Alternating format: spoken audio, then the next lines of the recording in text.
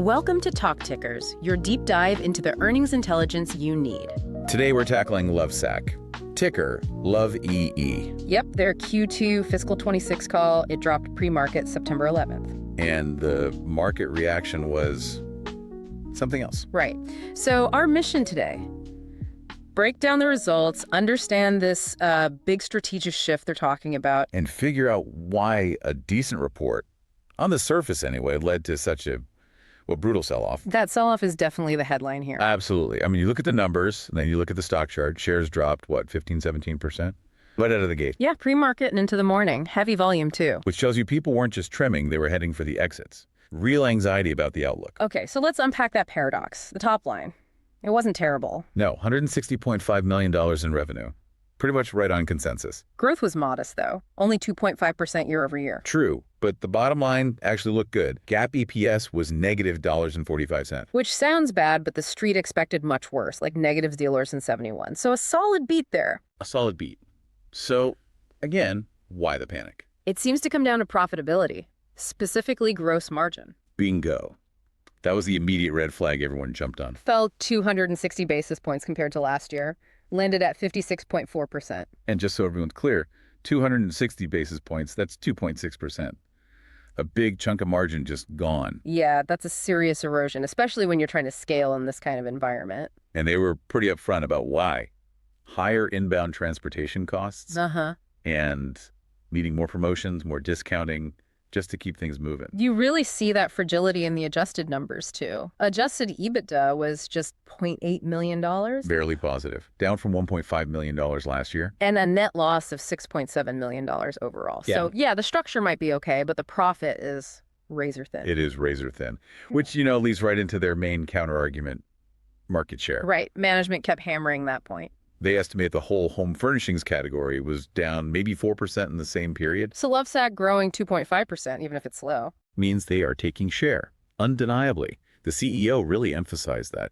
They see themselves outperforming peers structurally. Okay, but if they're gaining share, why isn't the market buying it? I mean, 2.5% growth.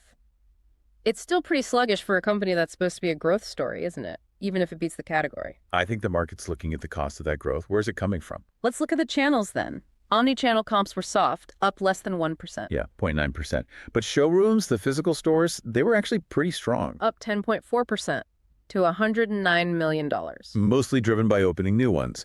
They added 16 year over year, up to 270 total. So the stores are working, drawing people in. But the digital side... That's where the weakness is. Internet sales were down 4.1%. Okay, so maybe that suggests the heavy promotions are really needed online, and that's dragging down the overall margin picture we talked about? That seems plausible. But let's give credit where it's due on costs. SG&A. Selling, general, and administrative expenses, what about them? They actually managed to decrease that as a percentage of sales, down 2.1%. Wow, that's pretty good discipline, especially while opening new showrooms. Shows some leverage. Exactly. Really good cost control there. And part of that, the CFO mentioned, was lower costs from exiting the Best Buy partnership. Right. That wrap-up finished ahead of schedule early September. Did cost them a bit, though. About $1.9 million in one-time charges, including an impairment. Yeah, a non-recurring hit, but managed cleanly, it seems. Okay. Balance sheet looks okay, too. Seems solid. $34.2 million in cash. And inventory's high, $124 million. But they say that's planned. Stocking up for the holidays. Makes sense. But they didn't buy back any stock. No. They cited macro uncertainty, which, even with cash on hand, tells you management's cautious about what's coming. Deeply cautious. Okay, so that's the short-term picture. Painful margins, okay sales, good cost control. But what about this big strategic pivot? Yeah, the CEO framed it as a pivotal transition, moving from just focusing on products to being a true brand. What does that actually mean in practice? Well, it seems to mean broadening the portfolio beyond just the complex actional, building a clearer product hierarchy. And this is where the new Snugg by Lovesac comes in, the old Ever couch. Exactly. The launch just happened, with Brittany Snow as the face. Is this just marketing, or is there more to it, like a real shift in strategy? Oh, it seems strategic. Think about Sactionals. High margin, yes, but they need big showrooms, lots of explanation, high-touch sales. They're complex. Right, the whole configurable thing. Snugg is simpler. Sofa, love seat, chair. That's it. It doesn't need that same level of in-person demo. Oh, Oh, okay. So the idea is because Snugg is simpler, they can sell it through different channels, maybe channels that are less expensive than giant showrooms. Precisely. It potentially opens up lower cost channels. Online could be easier, maybe different retail partnerships where Sactionals wouldn't fit efficiently. So this product hierarchy, Snugg sitting below Sactionals perhaps, could actually improve SG&A leverage over the long run. That seems to be the bet. It's how they get back towards those target margins, high 50s, near 60%.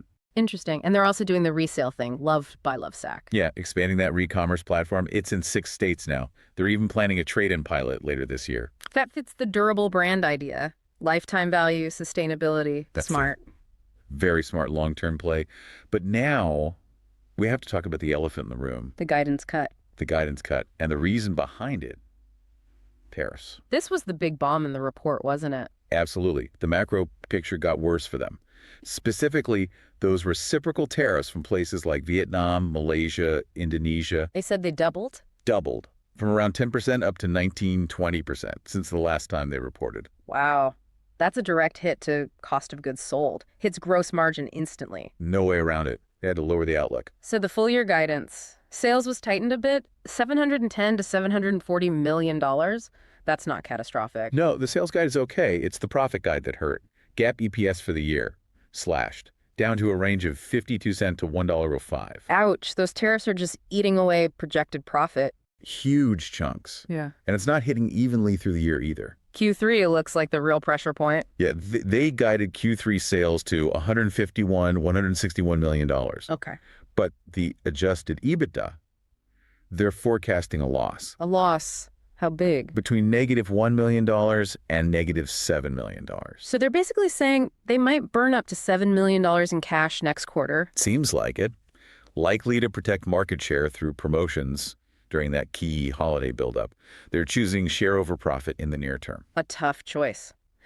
So how do they plan to fight back on these margins? They must have a plan. You do. A 4-point plan. 1, push back on vendors for concessions. Okay. Diversify manufacturing further away from China. Get that China exposure well below the mid-teens average for the year. Surgical price increases. They actually took some in Q3 already. We'll see if they stick. Q4? Just general cost efficiency. Keep tightening the belt on SG&A. So they think these steps can stabilize things. They sounded confident that margins will start heading back toward the long-term target, maybe starting in Q4. It's like deep pain in Q3, hope for recovery in Q4. And they're sticking to the long-term goals. The 2030 target of 3 million households. Still intact, they say. The long-term growth story hasn't changed, despite this near-term turbulence. Okay, so the conflict for investors is really clear now. You've got management saying, look, we're winning share, controlling costs where we can. But we got hit by these external tariffs, and we have to promote to compete right now. It's temporary. While the market is saying, we don't care if it's temporary, your profitability just got crushed, and we're worried. And it's worth remembering, the stock was already kind of weak heading into this. Mm-hmm. It's underperformed the retail ETFs, like XRT, for the last few months in the past year. So investors were already nervous about margins. This just confirmed their fears. Yeah. So the proof points going forward are crucial. How does Q3 actually play out versus that grim guidance? Did those price increases actually hold? And did they keep making progress shifting manufacturing? Which brings us back to the fundamental question. Did a 15-17% drop make sense for what they claim is a temporary issue? It definitely raises the question of whether the market is overreacting, maybe confusing a short-term hit with long-term damage. All right, this is Talk Tickers, and it's time for our segment. This is not financial advice. Okay, so that sell-off, taking the stock down near $16.69 intraday, it felt pretty violent, especially given the underlying strength like the market share gains and that SG&A control we talked about. Right, the Q3 loss forecast is ugly, no doubt, but management was very clear. They see this as transitory, caused by tariff timing and promotions they felt they had to do. So the outrageous but plausible idea here, it hinges on believing them, believing that the long-term story is stronger than this short-term shock. The thesis is basically the stock got hammered reflecting the Q3 pain, but maybe the market isn't fully pricing in the Q4 stabilization they're forecasting or the potential success of the Snugg launch and the brand pivot. So the trade could be multi-layered. Maybe initiate a position near those lows, betting on a technical bounce as the immediate panic subsides. And betting on the fundamental picture improving by Q4 like management guided. Exactly. The core belief is that Lovesac's structural advantages, the SG&A leverage, The market share gains will win out over this temporary margin squeeze by year end. Allowing the stock to maybe re-rate higher, closer to that long-term narrative. That's the idea. Maybe even selling some long-dated, out-of-the-money puts to take advantage of the likely inflated volatility after the drop, potentially financing the long stock position. Okay, fascinating idea. But again, everyone, strictly informational, not financial advice. Do your own research. Absolutely. So wrapping up, the tension is clear. Lovesac is outperforming its peers in a terrible market for furniture. That's impressive. But it's also underperforming profit expectations right now, thanks to those tariffs and the necessary discounting. It's a tough spot. Definitely keep an eye on those multi-year implications of the brand shift. That new product structure with Snugg, that could be the key to their long-term margin story, long after these specific tariffs are hopefully a memory. Well said. Lots to watch in the coming quarters. Thanks for diving deep with us today on Talk Tickers.